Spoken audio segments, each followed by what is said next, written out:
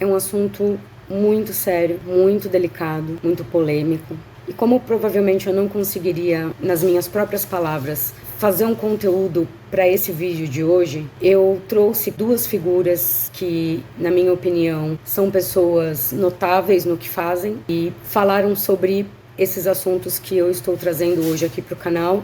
E o que eles abordaram nos fazem refletir, nos fazem pensar. Um é teólogo, pastor, e o outro um influencer, uma pessoa comum, como eu, como todos nós. Ou seja, o que eu estou querendo dizer com isso? Não é um teólogo, não é um pastor, não é um líder religioso ou político, nem nada do tipo, mas exerce uma liderança a seu modo, como influencer.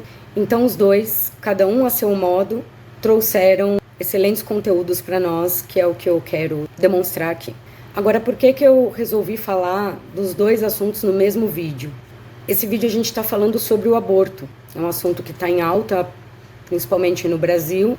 Coisas importantes estão para ser decididas. E o aborto, como a gente costuma ouvir, a gente logo assimila com o bebê, né, que não teve a oportunidade de nascer. Porém, o tema do filme Som da Liberdade, ele também trata de aborto. É um outro tipo de aborto. É o aborto do sequestro. Então eu vejo que esses assuntos eles se relacionam. Por isso que eu uni esses dois temas nesse mesmo vídeo. Já era para eu ter trazido esse conteúdo aqui, mas como eu acabei me engajando bastante com o caso da Cleviane e do papagaio bicudo, não que eu achei que fosse mais importante, mas porque o pessoal que está acompanhando a situação acabou me pedindo novidades, notícias, né, atualizações. Então, pelo meu tempo ser um pouco limitado pelo fato de eu trabalhar, né, de eu ter outros afazeres. Então eu demorei até um pouquinho, o que foi bom, porque eu precisava colher esses materiais que eu trouxe. Então, por favor, peço que vocês fiquem até o final. O primeiro assunto que eu vou abordar aqui é em relação ao filme Som da Liberdade. Ele chegou agora nos cinemas do Brasil, está gerando grande polêmica lá fora e aqui também no Brasil, porém aqui no Brasil está sendo pouco falado, não está tendo mídia e é um assunto muito importante porque também reflete uma realidade que acontece no mundo todo e que a gente não pode deixar de falar sobre isso. Não assisti o filme ainda, mas eu já sei do que se trata, já conheço o filme e vou assistir, até pretendo depois de assistir, trazer aqui mais um conteúdo no canal, aí no caso falando realmente sobre o filme, mas o fato de eu não ter assistido não me impede de falar sobre, porque trata-se de casos reais. Primeiro que eu vou colocar aqui um trechinho do vídeo do Nando Moura. Se vocês quiserem assistir o vídeo completo dele, eu aconselho, porque é muito bom. Se vocês não conhecem ele, eu indico. E para quem conhece, independente se gosta dele ou não, se concorda com ele ou não, ele é um cara que faz a gente, que traz assuntos difíceis, que aborda assuntos difíceis de um jeito muito polêmico também. Vale a pena refletir, ao menos, né? Eu vou dizer só uma coisa para você que costuma me acompanhar aqui diariamente ao meio-dia. Eu vou dizer só uma coisa para você. Assista o Som da Liberdade. Eu vou repetir. Assista o Som da Liberdade. Não só porque é o melhor filme que está nos cinemas, como é um dos melhores filmes que eu já assisti na minha vida. Assista o Som da Liberdade. Meu irmão, quando eu terminei de assistir isso, parecia que as minhas pernas estavam fraquejando ali. Eu não conseguia levantar, né? As cambitas de sabiá aqui não conseguem levantar do negócio. Só me senti assim uma vez assistindo o filme O Túmulo dos Vagalumes, que me quebrou ao meio. Já há bastante tempo, os inscritos aqui do canal chegam para mim e falam: você não vai assistir o Som da Liberdade? Você faz aí a crítica da Barbie, mas você não vai assistir o Som da Liberdade? Você faz a crítica do Matrix, mas você não assiste? Cadê que você vai assistir? Assista, Nando, o Som da Liberdade, traga pra nossa crítica. Eu não achava esse filme para assistir em canto nenhum. Eu já estava ficando de saco cheio do pessoal aqui me emputear para assistir esse filme. Até no WhatsApp começava a mandar mensagem: tá aqui, você não vai ver o Som da Liberdade, o filme importante e tal? E aí eu fui procurar, né, o Som da Liberdade. Não achava em lugar nenhum para assistir. Cadê seu corno? Como é que eu vou assistir um negócio que não tá passando em canto nenhum? Não, você tem que entrar aqui no Torrent e através do BitDados você vai... Aqui vou entrar em Torrent, não vou assistir essa porra. Não vou assistir mais. Aí eu fiquei com raiva deste filme. Tá? Não, você só baixa aqui. Não vou assistir não. Liberdade lá tem som. Não vou assistir esse negócio. Tá? Este final de semana, eu fiquei aqui em casa sozinho para resolver um trabalho com o pessoal do Clube do Valor. E estava pesquisando alguma coisa para assistir no cinema. Aí estava lá, o Som da Liberdade. Só besteira e o Som da Liberdade. Aí, meu irmão, eu vou assistir. E ainda bem que eu fui sozinho, viu?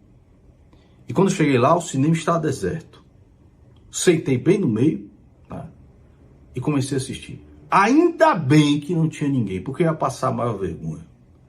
Eu chorei neste filme, irmão. Eu chorei do começo até o final. Eu estava parecendo a Cunhã desprezada ali do começo até o final. Eu estava parecendo Luísa Sonza e Ana Maria Braga chorando pelo Chico Moeda. Eu ali doido, né? Não me lembro de ter me sentido assim desde o Túmulo dos Vagalumes. Pesadíssimo. E quando chegou no final do filme, eu não conseguia levantar. As canelas de sabiá estavam fraquejando. Porque este é um filme, meu irmão, que pega você assim, ó, pelo meio. Aqui de um lado a sua cabeçona, aqui as canelinhas, e tosse e quebra.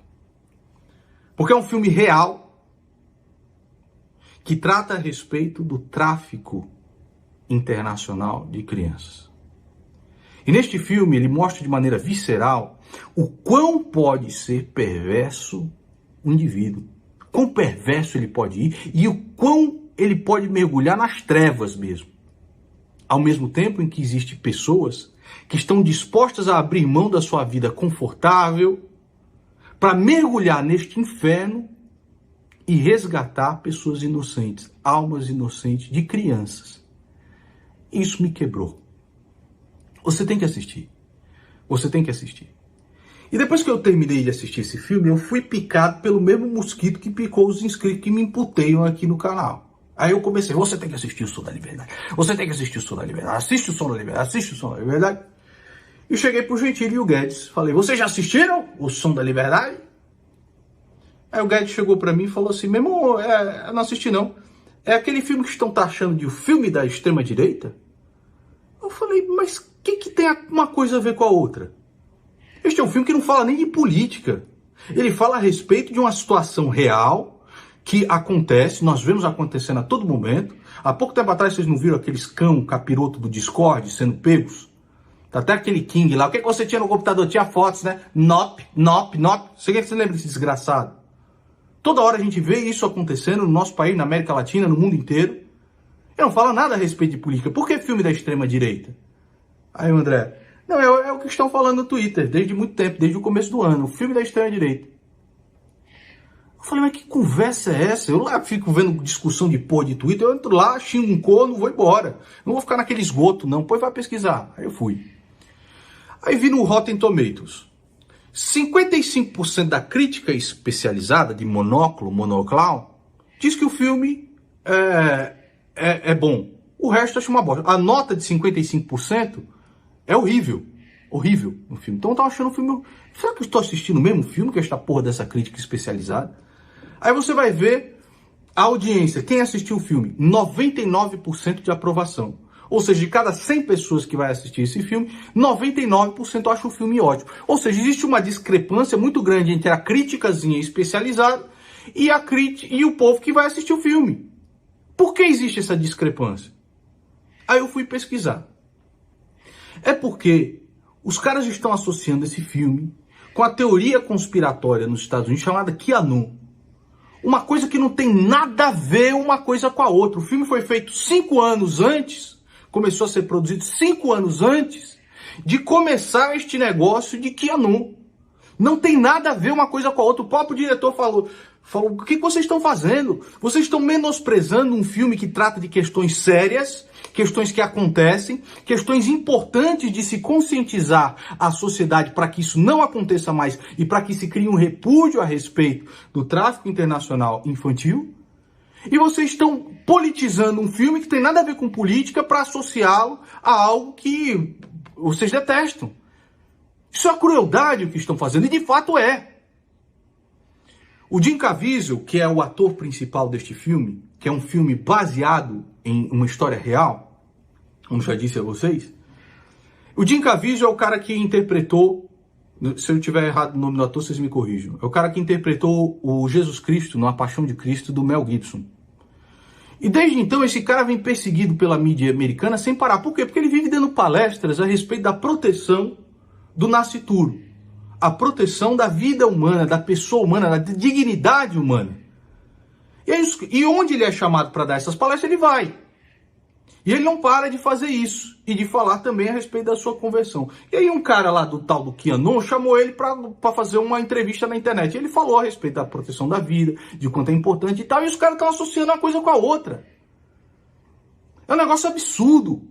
É um negócio absurdo. Bom, então aqui eu já mostrei o trechinho que eu queria mostrar do Nando falando sobre esse filme, né? Som da Liberdade. Só que agora eu quero fazer esse paralelo do pastor Luiz Saião. Antes eu queria, para quem não conhece, ler aqui rapidamente a biografia do Luiz Saião. Luiz Alberto Teixeira Saião é um pastor batista, teólogo, linguista, tradutor bíblico e hebraísta brasileiro. É um mestre em hebraico pela Universidade de São Paulo. É tradutor bíblico de autoridade reconhecida, tendo coordenado nessa especialidade a comissão que traduziu para o português a nova versão internacional, lançado oficialmente no Brasil a 3 de março de 2001. Em 2004, a revista evangélica Eclésia descrevia-o como um dos maiores especialistas brasileiros em Bíblia Sagrada. Em 2003, lecionava sobre a temática bíblica na Faculdade Teológica Batista de São Paulo e no Seminário Servos de Cristo. Em 2015, era reitor do Seminário Batista do Sul do Brasil, no Rio de Janeiro. Em 2020, era pastor sênior da Igreja Batista Nações Unidas e professor no Seminário Martin Busser, não sei se é assim que fala. Em 2021, Luiz Saião assumiu a direção acadêmica da Faculdade Teológica Batista de São Paulo. Então, só para quem não conhece, saber, né, de quem se trata. E aí eu quero, então, agora colocar aqui ele falando na rede social dele sobre o filme O Som da Liberdade. Eu vou colocar aí na tela, mas eu vou ler aqui para vocês. Foi há mais de 20 anos. Eu me preparava para a palestra que eu daria naquela manhã. Mas, antes da minha fala, um homem teve a oportunidade de trazer a todos a sua história. De origem humilde, ainda adolescente, fora sequestrado por pessoas muito más e levado para a Europa, onde foi escravizado na terrível indústria de prostituição e tráfico humano. Eu desmontei por dentro. Tive que me refazer para ter condições de falar. Meu consolo foi ouvir do homem sua restauração através da fé em Cristo, com a ajuda do povo de Deus. Com os anos fui vendo o tamanho do pesadelo em que vivemos, onde muitos milhares de crianças e adultos traficados são horrivelmente explorados por gente que perdeu sua humanidade. Agradeço a Deus por esse filme corajoso, Som da Liberdade. Que isso desperte o povo de Deus e toda gente de bem a vencer essa luta a favor dos vulneráveis. Seja Deus o juiz dessa causa. Em tudo isso, é doloroso ver como o filme tem sido atacado, questionado e criticado. Qualquer mínimo esforço para vencer essa luta tinha de ser aplaudido de pé. Agradeço a Deus pelos que se movem pela misericórdia e pela justiça. Para minha surpresa e alegria, nos últimos anos vi todo tipo de gente querendo ajudar. Evangélicos, católicos, judeus, ateus, muçulmanos e de todo o perfil político. Numa causa tão grave e urgente, nem é preciso pedir a confissão de fé. Basta perguntar se ainda resta em nós o mínimo de humanidade. Ajude, faça alguma coisa. Deus nos dê graça e força. Assina Luiz Saião. Bom, eu não teria palavra melhor do que a deles para falar sobre esses assuntos. E no mesmo sentido, agora eu quero falar sobre a questão do aborto, que está sendo julgada e decidida aqui em nosso país. Vídeo que o Nando Moura trouxe para nós, um vídeo muito importante. Eu não achei na internet, eu procurei, não achei, talvez eu não soube procurar. E até para facilitar como se trata do mesmo vídeo, eu vou pedir a permissão do Nando para usar do vídeo dele para colocar aqui, porque é um padre falando em uma sessão, enfim, uma reunião lá com os juízes lá no judiciário. E o que esse padre falou é simplesmente tocante. tudo que esse padre falou. E no final, eu vou trazer também aqui a reflexão do Saião. A decisão de Rosa Weber, sob a ótica da religião, é satânica. Satânica. Assista ao Som da Liberdade. E antes de assistir, eu quero que vocês considerem agora, principalmente você que está em dúvida. Você é jovem dinâmico, chegou ao canal há pouco tempo e você está em dúvida a respeito dessa questão de eliminar ou não a vida do nascituro, tá? Em circunstâncias que já não estão previstas na lei brasileira, tá? Eu não estou discutindo situações que já estão previstas na lei brasileira. Eu estou falando daquilo que eles querem fazer agora, que é descriminalizar o impedimento da vida em qualquer circunstância, tá bom? É disso que eu estou falando. Então é o seguinte, eu quero que vocês prestem atenção agora nos argumentos que este bispo deu a Rosa Weber. E mesmo assim, ela fez este absurdo, esta anomalia de voto, que é, sob todas as óticas, abominável, e sob a ótica da religião, satânico. Preste atenção nesse vídeo aí. Assistam o Som da Liberdade e assistam o que eu vou colocar para vocês agora. Dando continuidade aos trabalhos e tendo a certeza de que eles serão profícuos, como foram na última sexta-feira, eu convido, como primeiros expositores, Dom Ricardo Ropers e o padre José Eduardo de Oliveira e Silva para ocuparem a tribuna. Terão o tempo de 20 minutos e a divisão fica a cargo, senhores. Ricardo Ropers é doutor em Teologia Moral pela Academia Alfonsiana da Universidade Lateranense, em Roma, na Itália, mestre em Bioética e em Educação, especialista em Bioética pela Faculdade São Camilo e especialista em Linguagem e Catequese Especial, Instituto Monsenhor Raspante, Argentina, graduado em Teologia, licenciado em Filosofia pela Universidade Federal do Paraná. Dom José Eduardo de Oliveira e Silva é licenciado em Filosofia pelo Centro Universitário Assunção e doutorado em Teologia pela Pontifícia Universidade de Santa Cruz, em Roma. Excelentíssima ministra Carmen Lúcia, presidente deste Supremo Tribunal Federal, excelentíssima senhora ministra Rosa Weber, relatora da ADPF 442, demais autoridades, senhoras e senhores. Eu quero iniciar com um ato de agradecimento à senhora excelentíssima ministra Rosa Weber, que no primeiro dia e hoje também desta audiência, a senhora reconheceu que trata-se de um tema jurídico delicado, sensível, altamente polêmico, enquanto envolve razões de ordem ética, moral e religiosa.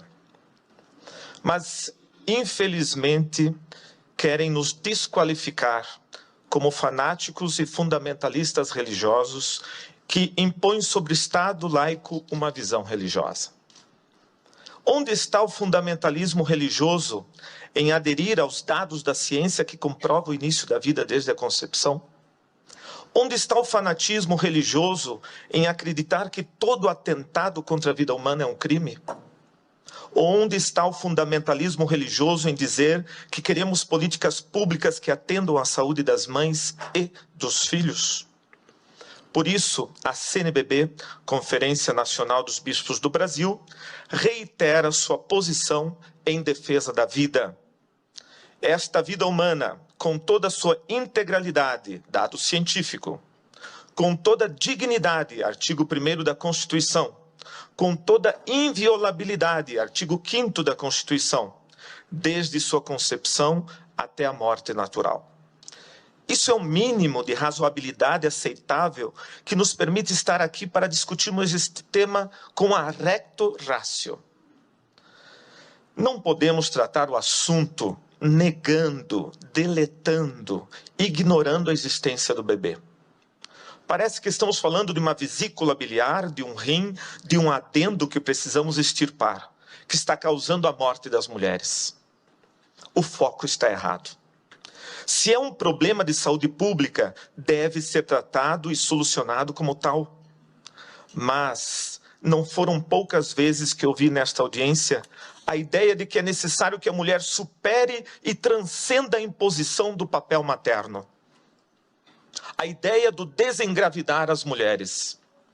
Isso, excelentíssima ministra, não tem nada a ver com os artigos 124 e 126 do Código Penal. A questão jurídica dos números 124 e 126 foi recepcionada, sim, por todas as mães que pensaram em abortar, mas não fizeram, lembrando que é um atentado contra a vida. Se negarmos isso, negaremos a capacidade de discernimento de todas as mulheres que optaram por não abortar para salvaguardar os seus filhos. O desacordo não é jurídico. Desabilitando os já referidos números do Código Penal, este Supremo Tribunal Federal estaria desacreditando na consciência reta que tutela a vida mais frágil e inocente que é a vida do bebê. O problema é que ninguém quer nominar esse inocente. Ele está apagado, deletado dos nossos discursos para justificar esse intento em nome da autonomia e liberdade da mulher. Mas a criança em desenvolvimento, na 12ª semana, é uma pessoa, uma existência, um indivíduo real, único, irrepetível. E provavelmente, naquele momento, a mãe já escolheu o nome para o seu filho. Se é uma questão de saúde, e a palavra saúde vem de salus, do latim, significa salvar, a lei teria que proteger a mãe e o filho proporcionalmente.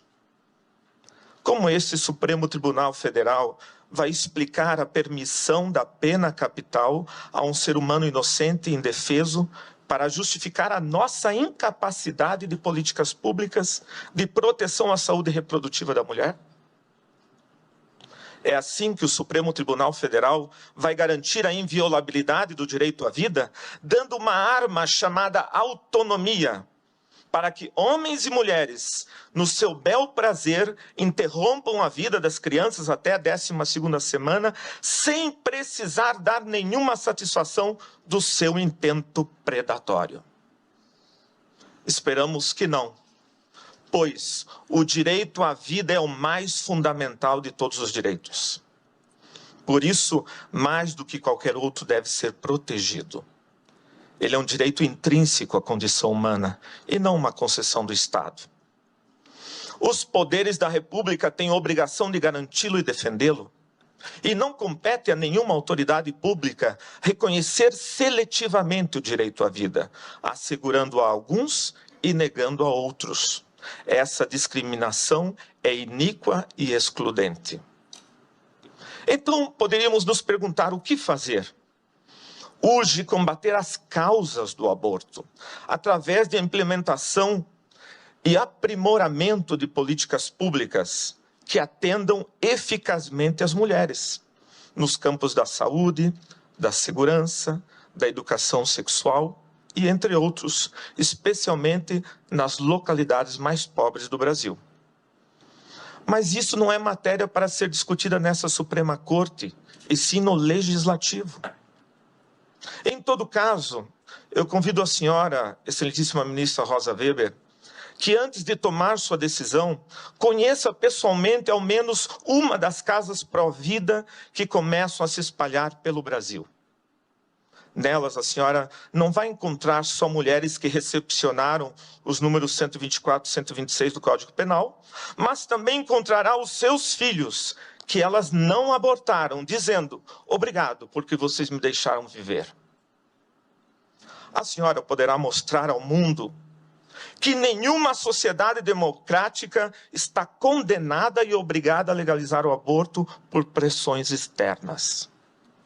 Poderá mostrar que nosso país não se rebaixa para interesses estrangeiros sobre a nossa soberania. Nós também somos capazes de produzir projetos sociais alternativos para ajudar as mães a gerar e cuidar dos seus filhos. Essas iniciativas já estão demonstrando que é muito mais eficaz, menos oneroso ao Estado e altamente salutar às mães. porque é muito pior dar um trauma a mais a esse drama pelo resto de suas vidas. É uma pena que o Estado e muitas instituições ficaram tão obcecados e limitados com a estreita visão do aborto e da sua legalização, que se pensássemos o uso dessas verbas para projetos alternativos de cuidado e acompanhamento de casas de acolhida, hoje estaríamos com uma visão diferenciada.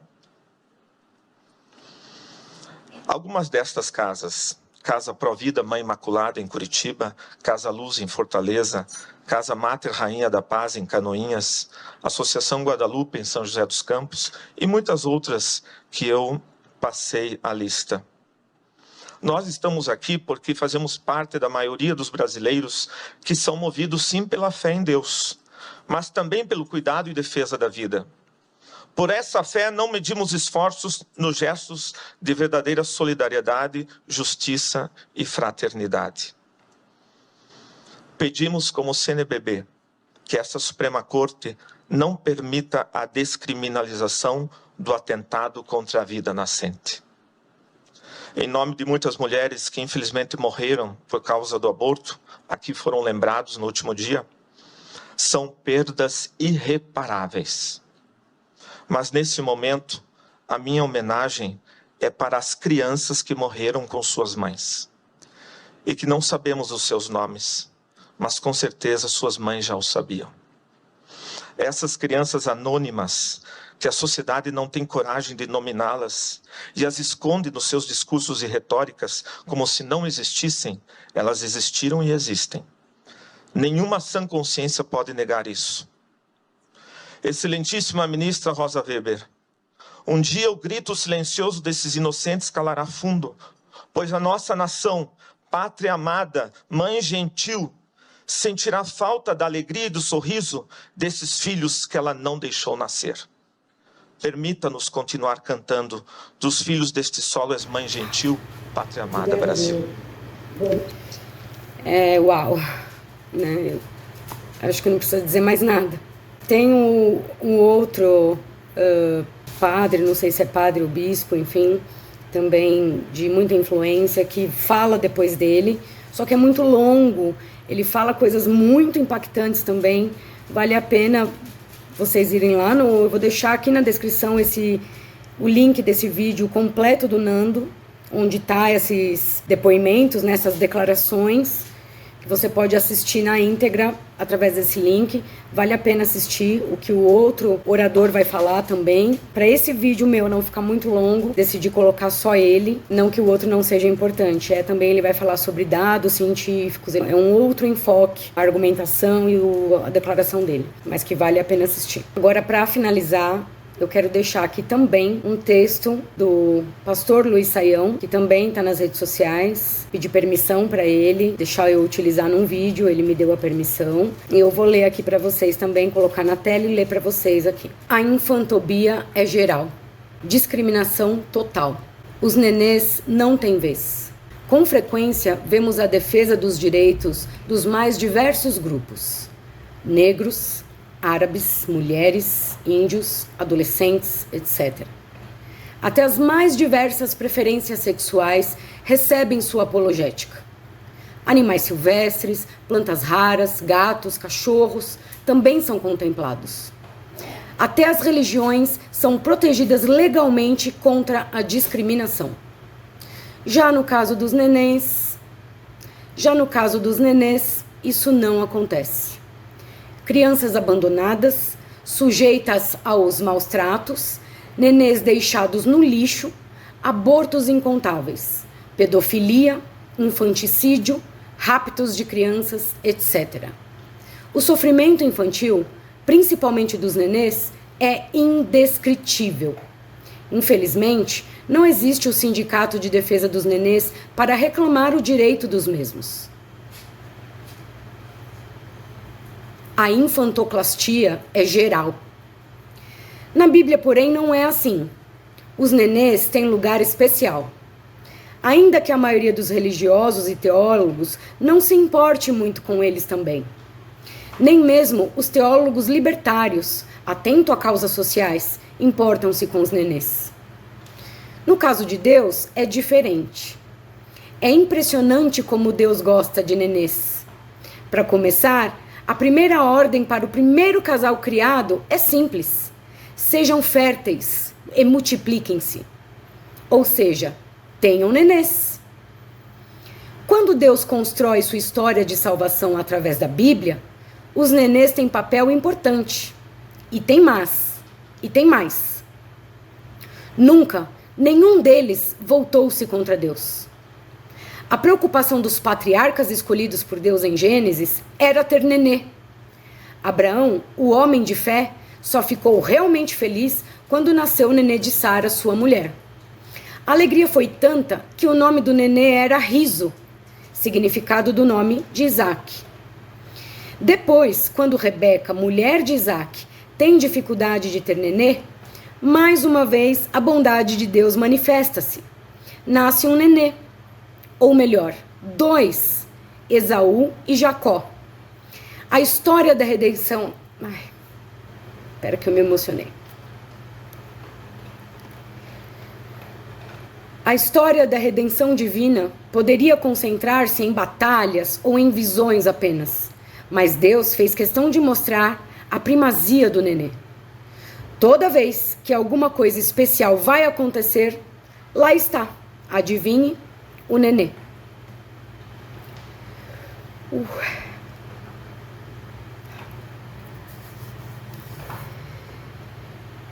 Jesus veio em forma de nenê.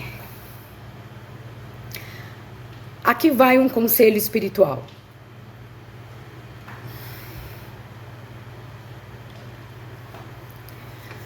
Aqui vai um conselho espiritual. Antes de ler a Bíblia e de fazer uma oração, procure um nenê, de preferência dormindo, e gaste 2 minutos em silêncio olhando bem para ele. Pronto, você está pronto para meditar e orar. Depois de tudo isso, acho que está na hora de parar por aqui. Já escrevi muito. Como um nenê, desculpe-me, preciso chorar.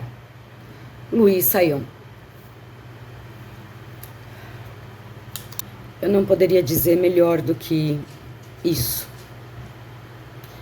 Espero que vocês tenham gostado desse conteúdo, que vocês tenham ficado até o final e que vocês dêem a devida importância a esses assuntos, compartilhando esse vídeo, comentando aqui, deixando sua opinião nos comentários, com respeito. Aqui as opiniões são respeitadas, mesmo que você não concorde, aqui as opiniões são respeitadas, desde que sejam com respeito. Então fiquem à vontade para deixar suas opiniões e te peço que compartilhe esse vídeo. Obrigada.